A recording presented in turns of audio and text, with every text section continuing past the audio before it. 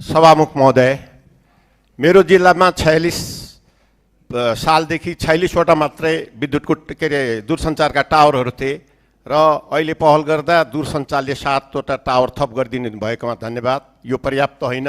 त्यस्तै विद्युतका समस्याहरू पर्याप्त छन्, जसमा मुख्य समस्या चुनौती भनेको ठेकदारहरू छ र ठेकदार लगायत र त्यहाँ काम गर्ने व्यक्तिहरू जो छ त्यो चुनौतीका रूपमा छन् र म बैतडीवासीलाई भन्न चाहन्न र यो 5 वर्षभित्रमा हरिमोहन भण्डारीले विद्युत र टावरको समस्या समाधान गरे भने दोस्रो चोटि भोट माग्न आउने होला छैन। त्यस्तै सभामुख महोदय, यो दिनदिनै प्रतिपक्षले ढ्याङ ढ्याङ गर्ने र विभिन्न कुरा सुनाइराख्ने कुराहरू यो कति वर्ष हामीले सुन्नुपर्ने हो, कहिलेसम्म सुन्नुपर्ने हो? एटलिस्ट उहाँका हिरोहरूले यो देशलाई भ्रष्टाचारमा नम्बर 1, 2 मा त ल्याउनु भएकै हो नि। धेरै उपलब्धिहरू देखाउँदै हुनुहुन्छ।